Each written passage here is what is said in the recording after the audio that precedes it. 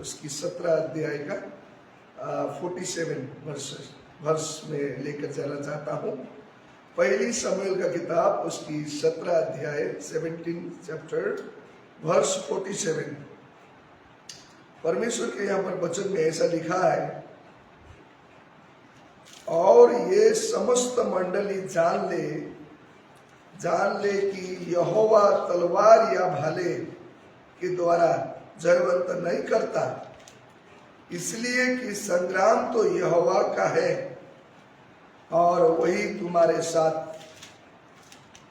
तुम्हें हमारे साथ में कर देगा। आमीन।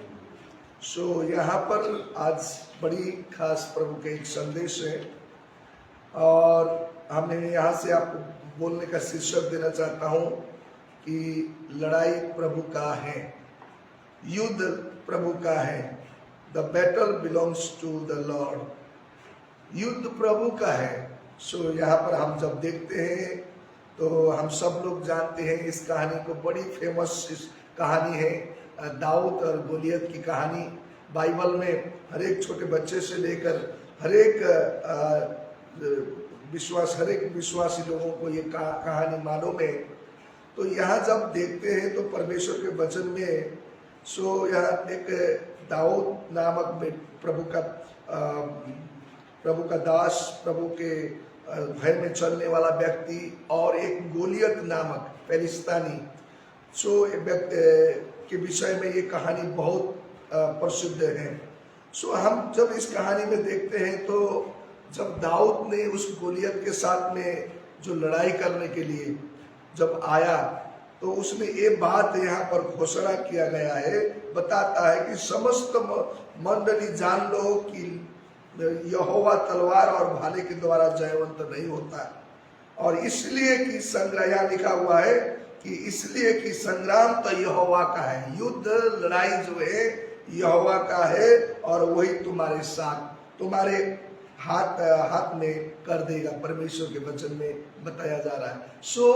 हम कितने दफा हम सोचते हैं कि हम कर सकते हैं, हम सब कुछ जान सकते हैं, हम सब कुछ कर सकते हैं, ऐसा लगता है। लेकिन जब यहाँ पर हम प्रभु के वचन में देखते हैं तो यहोवा ही हमारे लिए युद्ध लड़ेगा, यहोवा ही हमारे साथ में होकर हमारे लिए वो लड़ाई लड़ता है। जब इस कहानी में जब देखते हैं तो दाऊद व्यक्ति एक छोटा सा व्यक्ति था और जो गोलियत बोलने वाला बहुत बड़ा, बिगड़ते उसके ये दाऊद से भी बहुत बड़ा व्यक्ति था, और वो इजरायलियों को इतनी परेशान कर रहा था, इतना तकलीफ दे रहा था। हम जब इस कहानी में देखते हैं तो इजरायली लोग उसकी आवाज सुनते ही डरते थे, सब राजा भी, इजरायली लोग भी घबरा जाते थे, ऐसी बड़ी धमकी देता था।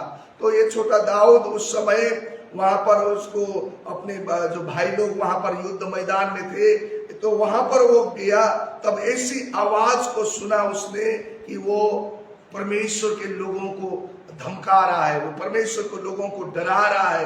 यदि तुम युद्ध लड़ो, कोई मेरे साथ युद्ध लड़ेगा, जो तुम जीतेगा तो हम तुम्हारी गुलामी होंगे, यदि तुम हार गए तो तुम हमारी गुलामी होना चाहिए, बोल के इस तरह से वो ललकार रहा था।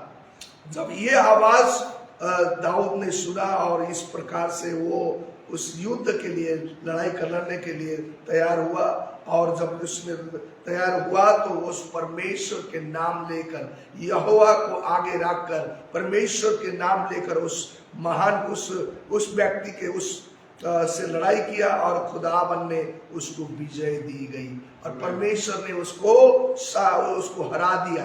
और उसने यही बातें यहाँ पर इसलिए घोषणा किया, सब मंडलियों को उसने बताया, सब कलीसिया लोगों को उसने बुलाया कि यहोवा जो है तलवार और भाले के द्वारा जयवंत नहीं होता है, यहोवा परमेश्वर का लड़ाई है, यहोवा तुम्हारे लिए लड़ाई करेगा, बोलकर यहाँ पर परमेश्वर के वचन में उसने बताया। हमारे जीवन में भी जब समस्याएं, मुश्किलें, बहुत सारे तकलीफें आते हैं, हम परमेश्वर को जब हम अपने आप को परमेश्वर को समर्पित करते हैं, हम कमजोर हैं, खुदावन तू हमारे लिए लड़ाई लड़, तू हमारे लिए तू आगे लड़ने वाला है बोलकर जब हम परमेश्वर के हाथ में परमेश्वर को आगे रखते हैं, कोई भी समस्या में, कोई भी तकलीफों में, और परमेश्वर हमें उस लड़ाई, उस युद्ध में, उस समस्या में हमारे लिए विजय देता है। आज वैसी लड़ाई तो हमारे जीवन में नहीं है, लेकिन हमारे जीवन में अनेक प्रकार की समस्या हो सकती है, अनेक प्रकार की तकलीफ होता है, बीमारी हो सकती है, लेकिन यदि हम परमेश्वर को हमें हाथ में समर्पित करते हैं, परमेश्वर में अपने कमजोरियों समर्पित करते हैं, तो खुदावन हमारे लिए वो लड़ाई लड़ेगा और हमें विजय देगा। आमीन। सो इसलिए मैं इस कहानी से हमने ये बातें आज सीख सकते हैं कि जब हम अपने कमजोरी, जब हम अपने जो सामर्थ्य है ऊपर भरोसा नहीं रखकर हम परमेश्वर पर भरोसा रखते हैं, परमेश्वर को हम अपने पहली स्थान देते हैं, परमेश्वर हमारे लिए जयवंत करेगा, परमेश्वर हमारे लिए विजय देगा, क्योंकि वो हमारे लिए लड़ाई लड़ता है। हम ऐसे परमेश्वर के वचन में आगे भी देखें तो यहाँ पर एक निर्गमन की किताब में बुक ऑफ एक्सोडस चैप्टर 14 वर्ष 14 में भी लिखा हुआ है कि वहां पर भी जब इजरायलियों की कहानी में हम जब देखते हैं, सो मैं आपके बीच में 3 कहानी रखूंगा। पहली वो हो गया, दूसरी निर्गमन की कहानी में है, निर्गमन में 14 का 14 में लिखा है, जब परमेश्वर ने मूसा को बोला कि मेरे लोगों को छुड़ाकर तुम प्रतिज्ञा के देश में लेकर जाने के लिए, जब मूसा ने उन लोगों को बुलाया, उस मिस्र की गुलामियों से छुड़ाकर लेकर जा रहा था, उस समय में जाते समय में आगे में लाल समुद्र और पीछे में क्या था कि उस फारो के सैनिक लोग आ रहे थे। तो उस समय में यहाँ पर एक बड़ी उन लोग मुश्किल संकट में पड़े हुए थे। अभी हम क्या करेंगे, हम कैसे, हमारा ये समस्या टलेगा बोलकर वो बहुत सारे लोग चिल्ला रहे थे।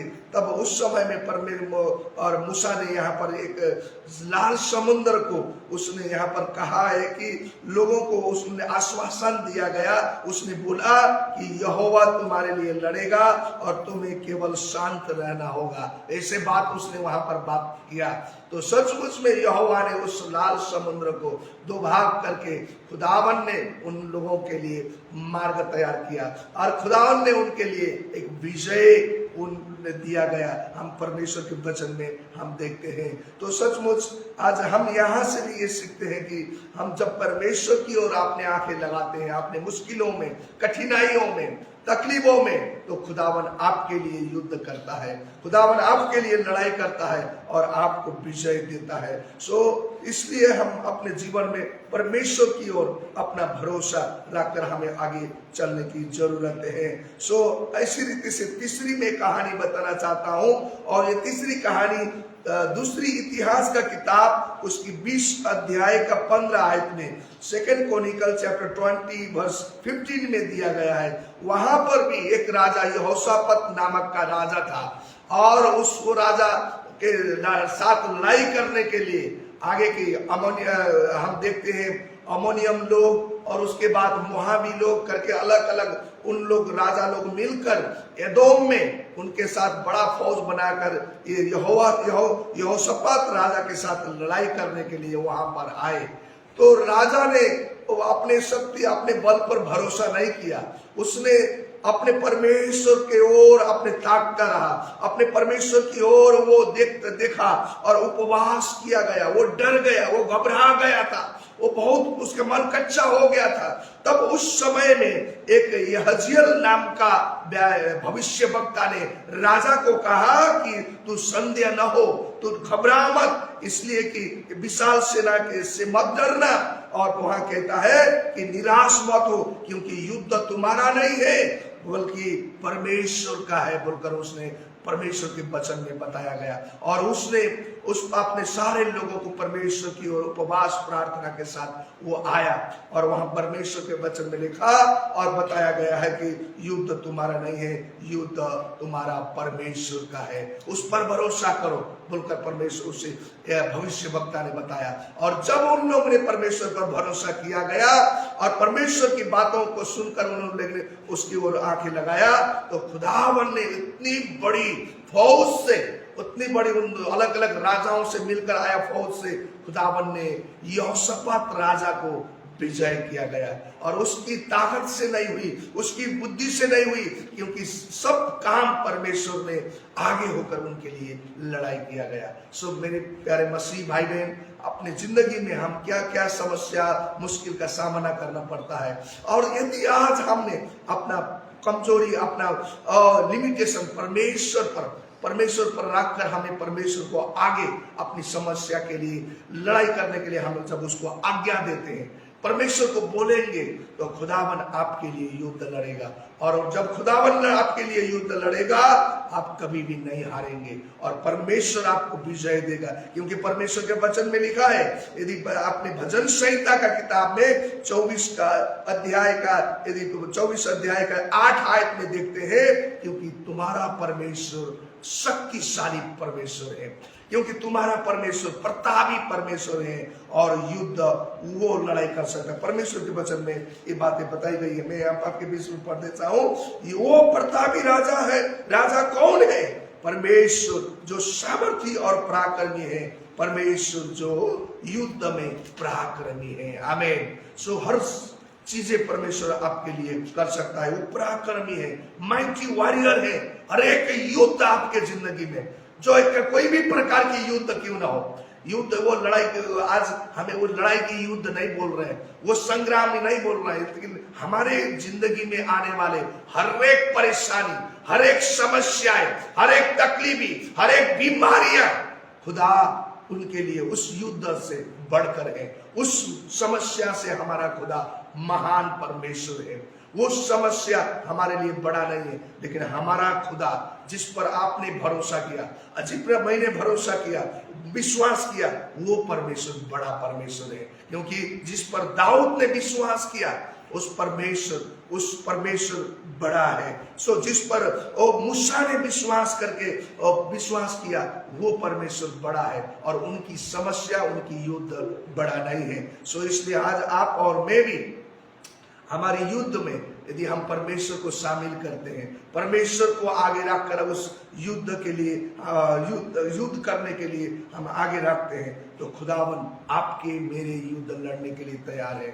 सो इसलिए हम अपने परमेश्वर को आगे रखें और अपनी कमजोरियों को परमेश्वर पर समर्पित करें, और परमेश्वर को हमारा युद्ध के लिए, हमारी समस्या के लिए लड़ने के लिए परमेश्वर को आगे रखें, और वो परमेश्वर आपके लिए लड़ेगा और मेरे लिए लड़ेगा, और अवश्य ही आप फतेह पाएंगे, विजय आपकी होगी और आपको परमेश्वर जीत देगा। और यही वचन है आज के सुबह में आप सबको उत्साहित करता हूं कि आपने जीवन में, क्योंकि हमारे जीवन की युद्ध लड़ाई परमेश्वर का है, परमेश्वर के हाथ में समर्पित करें। इस वचन के द्वारा परमेश्वर आप सबको आशीष दे।